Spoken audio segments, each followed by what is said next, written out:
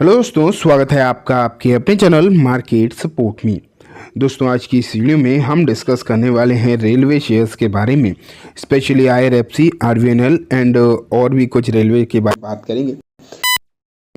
Railway ना, आप कभी भी अगर रेलवे के बारे में डिस्कस करो ना, मैं आपको एक नॉर्मल चीज़ बताता हूँ, तो हमेशा डिस्कस ना पूरा का पूरा सेक्टर ही करना चाहिए, कभी भी एक शेयर नहीं करना चाहिए, क्योंकि ये अगर चलते हैं तो भी आपने अक्सर देखा है कि पूरा पूरा सेक्टर ही चलता है, और जब गिरता है तो भी ये पूरा सेक्टर ही गिरता है। इसलिए एज ए सेक्टर ही डिस्कस किया जाना चाहिए, और मैं भी कुछ वैसे ही करने वाला हूँ। आने वाले दिनों में क्या इसमें स्थिति बन सकती है, उसके लिए क्या एनालिस्ट की इस पर ट्रैक कर रहे हैं, तो किस तरीके से सोच रहे हैं, वो सब चीज़ देखेंगे। एंड दो और शेयर्स के बारे में भी दोस्तों हम आज की इस वीडियो में डिस्कस करेंगे, ठीक है।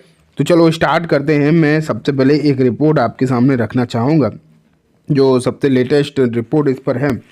बाई सेल और hold Hindustan zinc, L&T, Bajaj, L&T finance, IRFC, Welspun living, HDFC life. यहाँ पर अगर आप देखो तो कुछ स्टॉक्स हैं या कुछ कंपनीज हैं जिनके बारे में एनालिस्ट की अलग अलग एनालिस्ट की राय है। तो इसमें सबसे पहले हिंदुस्तान जिंक दिखाई देता है, यहाँ पर होल्ड की जो है बात करी गई है। फिर अगर हम देखें वरुण बेवरेज पर भी होल्ड की ही बात करी गई है। एंड तीसरे नंबर पर आता है आईआरएफसी। एंड अगर हम यहाँ पर देखें तो यहाँ भी बेसिकली अगर देखोगे तो आप होल्ड की ही राय या बात जो है निकल कर आ रही है एनालिस्ट की तरफ से।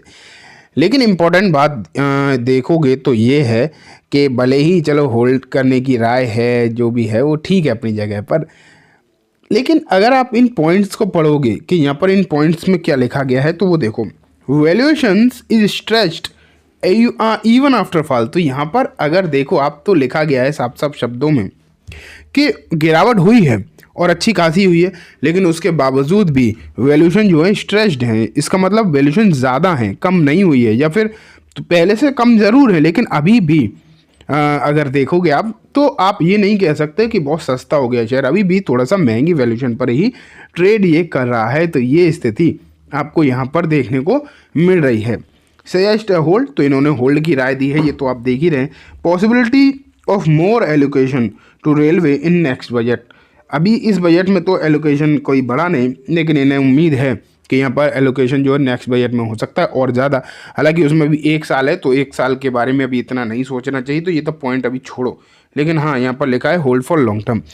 यहाँ एक बात ज़रूर है कि यहाँ पर ये क्लियरली इन्होंने लिख रखा है कि आपको जो है इस काउंटर को लॉन्ग टर्म के लिए होल्ड रख कर चलना चाहिए।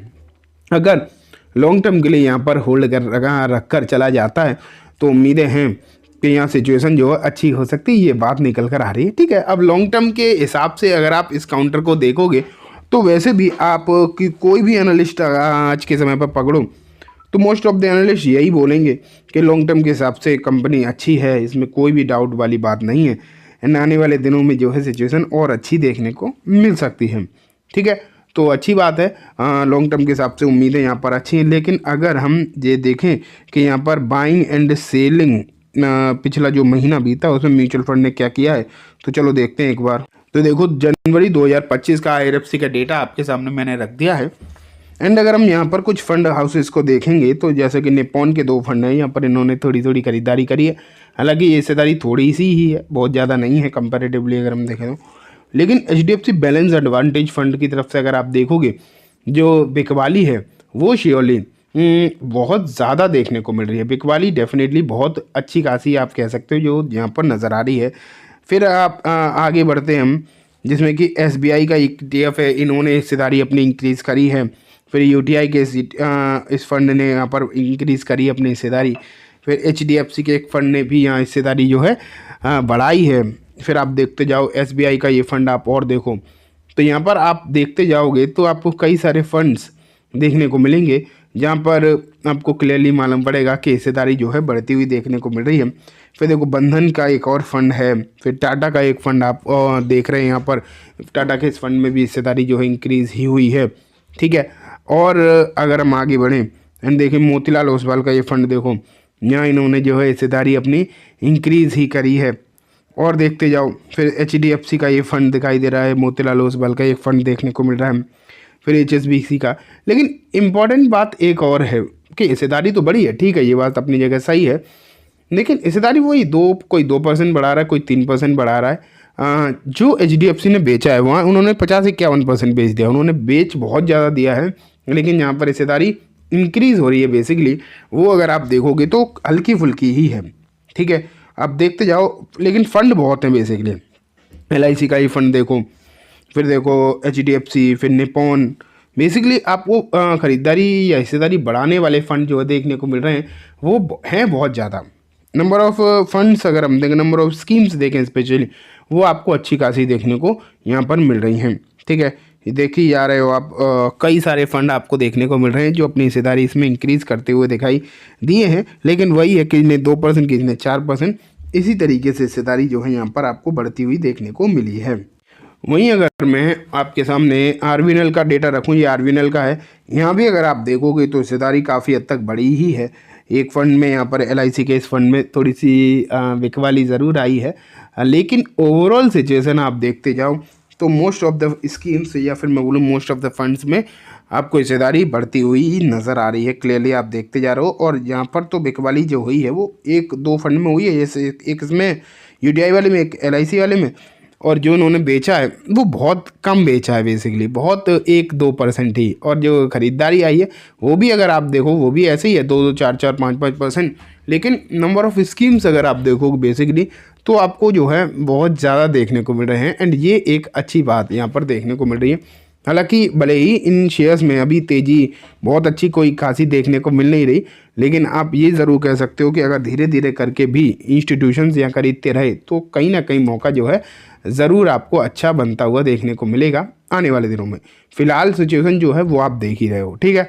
तो ये बात होगी दोस्तों रेलवे शेयर्स के बारे में। अब मैं आपको लेकर चलता हूँ नेक्स्ट स्टॉक के ऊपर। अब देखो मैं आपके सामने एक कंपनी रखता हूँ जिसकी बोनस आने वाला है जिसमें, एंड उसकी जो रिकॉर्ड डेट है वो भी नेक्स्ट वीक ही है। तो यहाँ पर अगर हम देखें तो यहाँ पर कौन से शेयर की बात हो रही है, सबसे पहले तो आपको ये देख लेना चाहिए। एंड यहाँ बात हो रही है दोस्तों ट्रांसफॉर्मर्स एंड रेक्टिफायर्स शेयर, ठीक है, इस कंपनी की बात हो रही है। एंड अगर हम इसके बारे में देखें कि यहाँ पर क्या स्थिति दिखाई देती है तो क्लियर है कि इसमें बोनस आने वाला है। बोनस 1:1 का रेशियो आप यहाँ पर देख रहे हो, ठीक है। वहीं अगर हम देखें कि इसकी रिकॉर्ड डेट क्या है तो वो भी आप यहाँ पर देखो, 14 फरवरी जो है इसकी रिकॉर्ड डेट आपको नज़र आ रही है, ठीक है। तो ये दोस्तों बात हो गई इस कंपनी के बारे में भी। अब मैं आपको नेक्स्ट शेयर के ऊपर लेकर चलता हूँ। अब देखो आपके सामने जो नेक्स्ट डिविडेंड वाला शेयर है उसका नाम है हीरो मोटोकॉर्प। मैं ज़्यादा इधर उधर की बातें ना करते हुए बता दूं, 100 रुपये पर शेयर का डिविडेंड है आपको यहाँ पर जो देखने को मिलने वाला है। एंड 12 फरवरी जो है इसकी आपको रिकॉर्ड डेट नज़र आ रही है, ठीक है। तो दोस्तों ये बात हो गई इन सभी कंपनीज़ के बारे में। उम्मीद है आपको सब कुछ अच्छे समझ में आ गया होगा। अब मैं इस वीडियो को यहीं ख़त्म करूँगा। जाने से पहले बस एक बार बोलना चाहूँगा, वीडियो अच्छी लगी हो तो इसे लाइक करना, चैनल को भी ज़रूर सब्सक्राइब करना, जाते जाते बेल आइकन दबाना, जिससे कि जब भी मैं कोई नई वीडियो डालूँ आपके पास नोटिफिकेशन सबसे पहले आ जाए। एंड दोस्तों ये वीडियो सिर्फ और सिर्फ एजुकेशन इन्फॉर्मेशन पर्पस है, तो इसे किसी भी तरीके की बाइंग से लेकर रिकमेंडेशन के तौर पर बिल्कुल भी ना देखें। Thank you.